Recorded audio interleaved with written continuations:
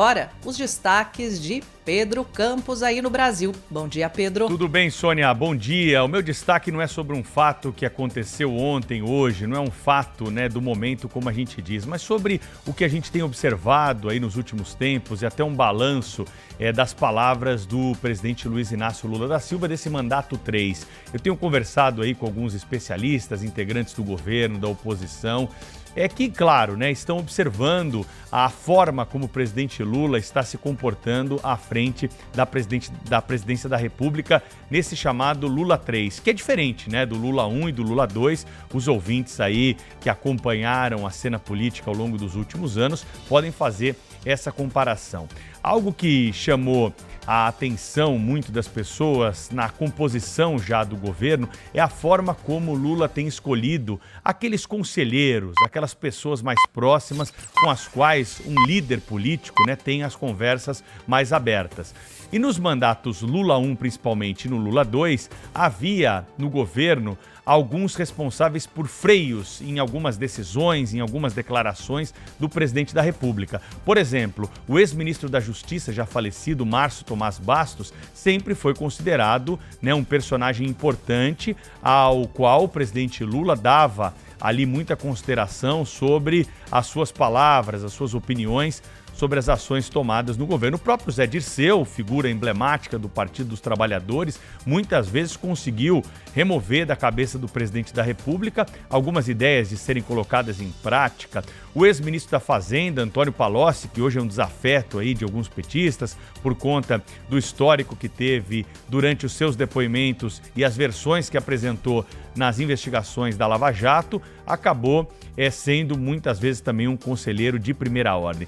Para outros tipos de questão, o presidente Lula também tinha ali sempre alguém para ponderar as suas decisões e remover a ideia quando algo poderia avançar muito aí no perigo que se tem de se falar, por exemplo, de improviso, sem você ter o devido cuidado com a repercussão daquela fala pelo cargo que se ocupa. Nesse mandato Lula 3, o Lula tem adotado, e ao longo de todo o ano passado foi assim, uma postura muito visível da maneira como trata assuntos, por exemplo, da pobreza, do meio ambiente, agora desses conflitos e essa declaração do fim de semana que está repercutindo bastante.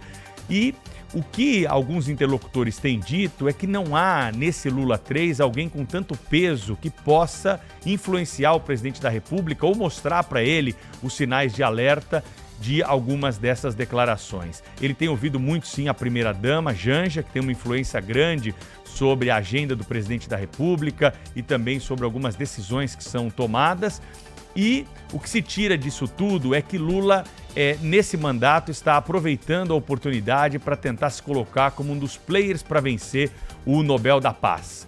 Com essas declarações, com as atitudes que tem tido, ele caminha nesse sentido para se colocar, e o nome dele já ventilou para esse prêmio em outras oportunidades. Os números de erradicação da pobreza são propagados pelos seus companheiros há muitos anos, perto desses fóruns, para levar, portanto, o nome do presidente da República para essa escolha. Se isso vai acontecer, se não vai, se essa declaração a respeito do Holocausto distanciou o presidente Lula ou não, nós vamos ver.